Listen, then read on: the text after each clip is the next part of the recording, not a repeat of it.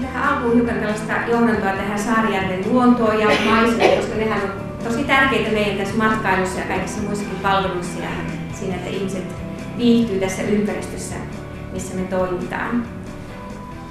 Oikein mukava nähdä teitä täällä Saarijärvessä oli tänä iltana näinkin suuri määrä, huolimatta siitä, että tuolla ulkona on nyt kyllä ensimmäisiä keväisiä tai kesäisiä päiviä, että varmasti suuri houkutus olisi monella ollut jäädä sinne kuitenkin kotoselle tekemään jotakin muuta vaikka tuolla ulkotiloissa. Mutta tänä iltana koitetaan antaa teille hiukan mielikuvaa siitä, että mitä tuossa kesä tuo tullessaan Saarijärvelle tänä vuonna ja muutenkin vähän läpileikkausta siitä, että minkälaisia palveluita meillä täältä on. Meillähän on nyt ensinnäkin täällä, että meillä on näitä Pohjoisen keskuksen luontoreittejä tällä alueella ja se on sellainen juttu, joka houkuttelee sitten ehkä kauemmakin matkailijoita niin kiertelemään näitä meidän reittejä ja meillähän on pyöräilyverkostoa verrattuna tuonne meidän reittikartalle semmoinen 1000 kilometriä kaiken kaikkiaan. Ja se on semmoinen yhteinen tekijä tällä suurella alueella Pohjois- ja Keski-Suomessa. Ja Salamajärven kansallispuisto on merkittävä luontokohde tuolla Kivijärvellä ja siellä toimii Markus Sirkka yrittäjänä ja tarjoaa erilaisia ohjelmapalveluja ja huolehtii myös kalastusluvista alueella ja pyörittää kahvilaa. Ja hän toimii toisaalta myös Kannonkoskella ja sitä kautta niin järjestää Pyhänkin kansallispuiston suuntaan kanssa sitten retkiä, jos joku tarvitsee opastusta. Ja totta kai meidän naapurissa Karstulassa tuo Kirkkovuoren näkötorni on sellainen keskeinen käyntikohde ja tosi mielenkiintoinen paikka, jos ei pelkää pientä kipuamista tuommoista aika jyrkkää tietä tuonne kohti tornia. Ja se on maailman korkein hirssirakenteinen torni, kerroslukumäärältään. Ja siellä on upeat maisemat. Sitten totta kai meidän Pyhänkin kansallispuisto on eteläisen Suomen upein puisto vanhoinen metsineen. Se on pieni puisto, mutta myös Keski-Suomen suosituin kansallispuisto. Ja totta kai tämä meidän koskireitti, joka on puhuttanut hiukan toisellakin rintamalla näiden vesistöjen suojelun merkeissä, niin on kuitenkin todella hyvä melontareitti ja sanotaan, että se on eteläisen Suomen upein maisemareitti ja pisin reitti itse asiassa. Ja siinä on nämä Saarijärven kulttuurimaisemat nähtävillä, kun siellä meloo.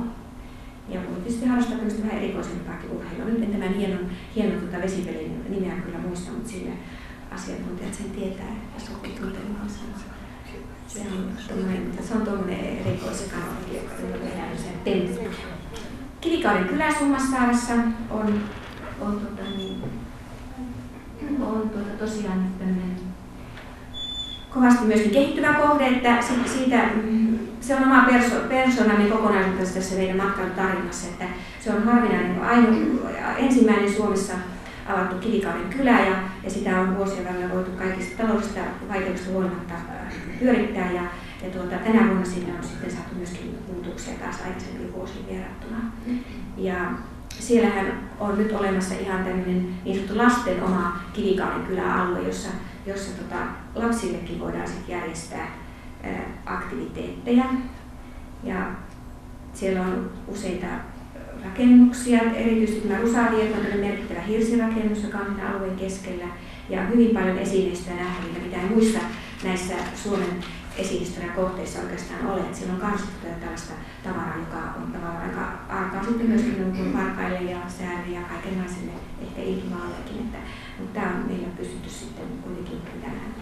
Ja Sarven käsityökeskus on sitten tuossa keskustassa ja siellä meillä on taitoshop-myymälä, kesäkahvila, vinttigalleria ja myöskin talon toisessa päässä juhla- ja kokoustilat. Siellä jonkun verran järjestetään myös esimerkiksi noita hautajaisia ja sitten ihan muitakin pienimuotoisia kokoontumisia. Ja nyt erityisesti kesän aikana kannattaa seurata tuota käsityökeskuksen tarjontaa, siellä on monenlaisia kivoja työkaluja majoituspaikkana. Ja sitten tuolla Pajupurolla on Purola Farm, jota edustaa täällä Pipsa Wagner. Eli Pipsalla on siellä, Pipsa järjestää ratsastusretkiä Israelin hevosilla ja nykyään ehkä sitten jotain karhunkarkotusretkiä on tarkoitus järjestää. Tämä elämää täällä. Nyt meillä mietitään, että mikä olisi se suurin houkutus, joko ne hevoset vai karhut. Ei elätä. Eläintarha, niin. Et siellä on tosi kaunis tuo päärakennus, josta sitten on yläkerrassa ja alakerrassa huoneita. Tuossa muun muassa hiukkasen valittelut on huono kuva tuosta oleskelutilasta, mutta näette kuitenkin minkälainen se on. Ja sitten siellä on turvesaunotusta ja tosiaan tätä ratsastusta. Ja tosi siistit huoneet on sitten nyt näissä ylä- ja alakerran tiloissa, että 18 vuodepaikka ja kesäaitta vielä lisäksi ja rantasauna. Ja sitten meillä on tosi mielenkiintoinen palvelu kanssa kalatalouspalvelut Piilola, eli Juha Piilola on täällä paikalla. Ja Juhahan on tämmöinen kalastusalan asiantuntija.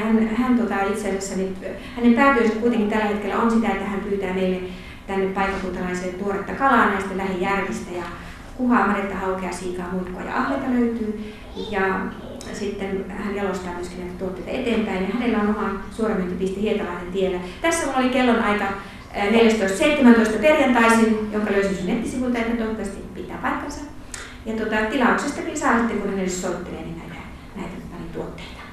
Ja kovasti on tarvetta erilaisten kalatuotteiden kehittämiseen, että varmaan jos teiltä jotain vinkkejä löytyy, niin ne ovat tervetulleita sitten Juhalle, että siinä on nyt näitä pakattuja kaloja, kalatuotteita, savustukseen liittyviä parannuksia ja tämä vähempiarvoisen kalan käyttö kans ja erilaisten kalastusmenetelmien tehostaminen ja koneellistaminen ja jalostusasteen lisääminen. Nämä on hyvin tärkeitä asioita kyllä tässä meidänkin lähiruoka-ajattelussa. Ja sitten Kirmot-viikko on silloin 9.–15.7. ja siellä on tosi hyvät esiintyjät tänä vuonna. Ja nyt sitten keskustan kauppaliikkeessä on ideoitu ihan tämmöistä virkistystä keskustaan, niin tässä on muutamia tempauksia mainittu, mitä nyt keskustassa on Kirmot-tapahtumaviikolla tietoja. Mutta nyt aika tässä rientää ja haluaisin kuitenkin, että te pääsette paremmin tutustumaan yrittäjiin tuolla, niin en teidän aikaa tässä enempää vie, mutta tehdään sille, että lähtekää tuonne tutustumaan, nyt meidän yrittäjät lähtee ensin tästä.